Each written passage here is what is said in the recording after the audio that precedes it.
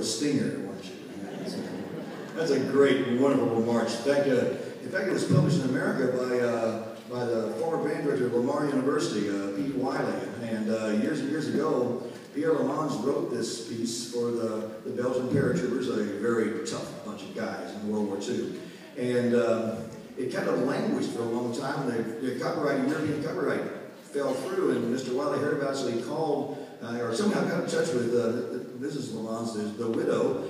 And so it was first published like in 1974 in America, and it's just been it's a very popular little march, and it's so different. I was telling the kids about it. European marches are far different than our marches in America, and European marching bands are far different, and there's a lot of pomp and circumstance, and there's a different tempo, and it's just got a different rhythm of life in the European marching band. So it's nice to do something that's not normally, we don't really normally hear. We probably wouldn't play that on the marching band field kind of thing, you know. So it's nice to have little gentle marches like that to kind of fill our gap.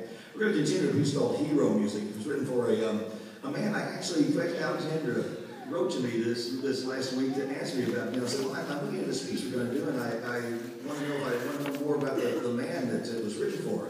And I wrote back to him and said, well, actually, I didn't know the man it was written for. I knew his sons. And his sons got in touch with me to write this piece, and Mr. James Evans was like I don't know, he was like Mr. Music in Tennessee before I got there. I guess he had taught for so many years. He'd been a president of the Tennessee Music Educators, but the big deal about it was that he had so many of his students who were band directors in about 10 states around. And at his memorial service, there was over 1,000 people at his memorial service from literally 10 states surrounding Tennessee, and they were all former students of his, and most of them had become band directors. His influence is lasting his lifetime, another lifetime, and probably another lifetime after that. So, we in music, we like to honor those who do this for us, because it's a worthwhile. We don't worry out here in this Texas about what's going to happen on music. We love football, but we love music too. And I know that everybody comes to watch the marching band, and there happens to be a football game on both sides of it. And so that's what happens out here. But a lot of schools out east and out north, the bands are going. They're taking them out of the schools, and so we just don't want that to happen. So it's like paying homage to people who keep it alive and keep all those young band directors, refurbishing the world with that. And so thank you, parents, also, because you guys are very responsible for that. But this is called Hero Music.